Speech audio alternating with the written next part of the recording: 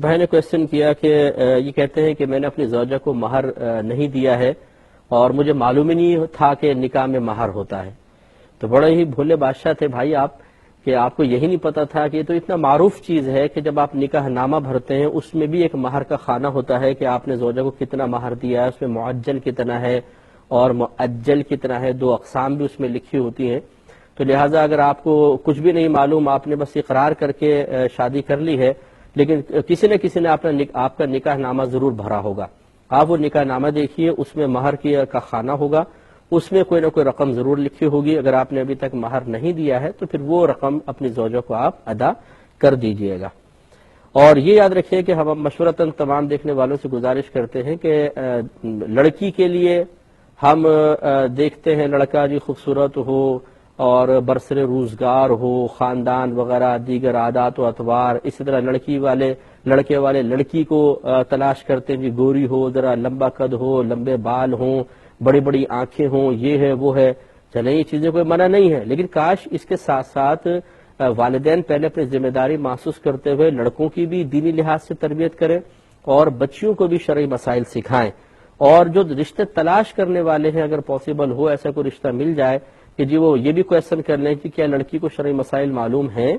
اسی طرح لڑکی والے لڑکے والوں سے پوچھ لیں بھائی لڑکے کو شرعی مسائل معلوم ہیں.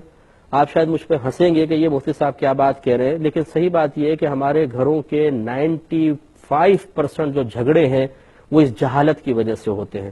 لڑکی جو حقوق طلب کر رہی ہوتی ہے حقیقتاً شریعت نے اس کا وہ حق رکھا ہی نہیں ہے, وہ طلب کر رہی ہوتی ہے حق سمجھ کر.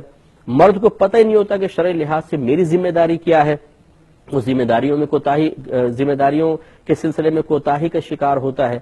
لڑکے کو پتہ ہی نہیں ہوتا میری والدہ کا میری بیوی پہ کتنا حق ہے, میری بہنوں کا کتنا حق ہے, گھر کے کام کاج کے سلسلے میں کیا مسائل ہیں, بچوں کی تربیت کے سلسلے میں کیا مسائل ہیں, حیض و نفاس سے کیا مسئلے ہیں, مہر کے کیا مسئلے ہیں. اسی طرح طلاق کے مسائل سیکھنا ہر عاقل بالغ شادی کرنے والے لڑکا اور لڑکی کے لیے فرض ہے کہ وہ مسائل سیکھیں. لڑکا اس لیے سیکھے کہ ایسا نہ ہو نادانستہ طور پہ زبان سے کلمہ نکل جائے اور بیوی کو طلاق پڑ جائے اور اس کو پتہ ہی نہ ہو. اور لڑکی کو اس لیے سیکھنے لازم ہے تاکہ وہ شوہر کی زبان سے نکلنے والے کلمات کا شرعی حکم معلوم کر سکے. ایسا نہ ہو کہ شوہر اس کو الفاظ کہہ دے اور لڑکی کو بھی پتہ نہ ہو, مرد بھی جاہل ہو اور گناہ ہوتے رہیں. جیسے خود ہمیں ایسے ایسے خطوط آئے ہیں کہ لڑکے نے طلاق دے دی ہے, نہ لڑکی کو پتا کہ طلاق کے الفاظ ہیں نہ لڑکے کو, اور 20-20 سال سے ساتھ رہ رہے ہیں, 20-20 سال سے اسی میں اولادیں بھی ہو رہی ہیں, سب کچھ ہو رہا ہے.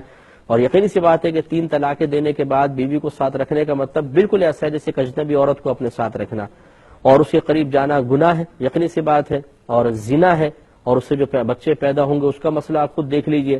تو یہ شرعی مسائل کے سلسلے میں ہو سکتا ہے کہ آپ مجھ پہ ہنسیں کہ جی مفتی صاحب کیا کہہ رہے ہیں, لیکن ان چیزوں کو نہ جاننے کی وجہ سے میدان محشر میں ہمیں پتہ چلے گا کہ واقعی ان باتوں کو اہمیت نہ دینے کی بنا پر ہم نے کتنا بڑا نقصان اٹھایا ہے. تو میں نے جو گھروں کے جھگڑے عموماً دیکھے ہیں اس میں 95% جو میں نے اصل وجوہات دیکھی ہیں وہ یہی ہیں کہ علوم دینیہ کی دولت سے ہم بالکل عاری ہوتے ہیں, خالی ہوتے ہیں.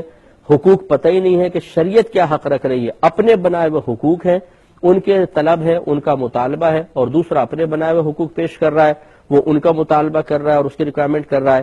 اور جو حق نہ ہو اسے حق کہنا پھر اس کا مطالبہ کرنا, یاد رکھیے تو مطالبہ ہی ناجائز. دوسرا اگر سامنے والا اس مطالبے کو پورا نہ کرے تو منفی رویہ اختیار کرنا ظلم, اور یہ گناہ ہے کبیرہ. خلاصہ کلام یہ ہے کہ کاش ہمارے ہاں یہ رواج ہو جائے کہ شادی سے پہلے لڑکے اور لڑکی کو ایک کورس کروایا جائے جس کو آپ حقوق زوجین کورس کہتے ہیں. میں نے الحمدللہ یہ کورس کروایا اور اس کا بڑا فائدہ میں نے دیکھا ہے. میں اپنے کورس کی کوئی ترغیب نہیں دے رہا ہوں, آپ کہیں سے بھی کوئی کتاب ایسی لیں جس میں لڑکے کے بھی حقوق لکھے ہوں اور جو شرعی مسائل ایک دولہا کو شادی سے پہلے سیکھنے چاہیے وہ اس میں درج ہوں.